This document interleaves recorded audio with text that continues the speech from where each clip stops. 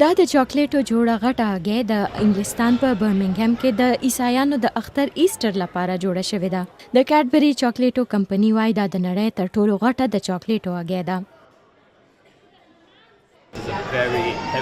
دا ډیره درنه ده او 45 کیلوګرامه وزن لري.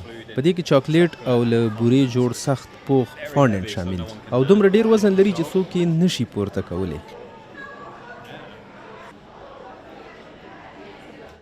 د چاکلیټو د هګۍ ټوله په لاسونو جوړه ده او په جوړېدو یې 2 ورځې لګېدلې دي.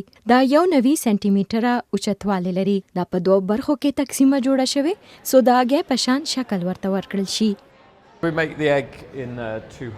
موږ دا هګۍ په 2 برخو کې جوړه کړې ده. زما همکار ډان پکې په جلا ډول د سپینو چاکلیټو استعمال وکړ او وروسته مو هګۍ په 2 برخو کې ډکه کړه. دا برخې مو بیا را یوځای کړې او د تخلیق د مکملولو لپاره مو پرې له بورې جوړ پوخ فانډنټ استعمال کړ.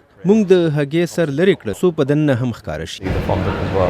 تر دې مخکې هم دغه شان هګۍ تر سترګو شوې دي خو د چاکلیټو دغه کمپنۍ ادعا کوي دا تر ټولو اصل هغه ده.